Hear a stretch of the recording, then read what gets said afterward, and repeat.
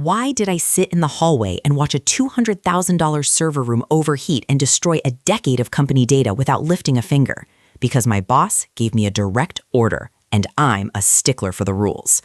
I was the senior facilities manager for a tech startup for 6 years. I built their infrastructure with my bare hands. But last month, the company was bought out by a private equity firm. The new VP, a guy named Chad, who was 10 years younger than me, decided I was legacy cost. He wanted to replace me with a cheaper, outsourced contractor. But he couldn't fire me without paying a 6-month severance package per my contract. So he tried to quiet fire me.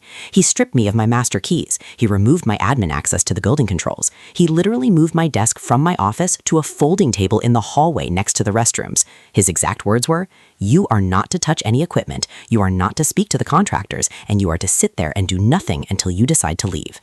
He sent this to me in an email, bolded and underlined. 2 days ago, the primary AC unit for the main server room seized up. The high temp alarm started blaring. The outsourced contractor Chad hired wasn't on site. They were a remote team based 3 states away.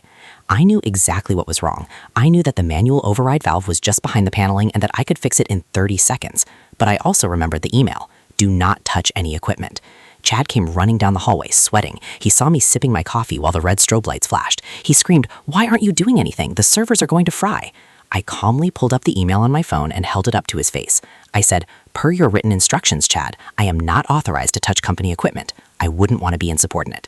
He panicked. He tried to fix it himself, but he didn't know the difference between a cooling valve and a fire suppression line. He pulled the wrong lever and dumped 500 gallons of chemical foam onto the already overheating servers. The entire system crashed. The data loss is catastrophic. Chad was escorted out of the building by security this morning for gross incompetence. The legal team just offered me a full year's salary to sign an NDA and resign quietly. I took the check.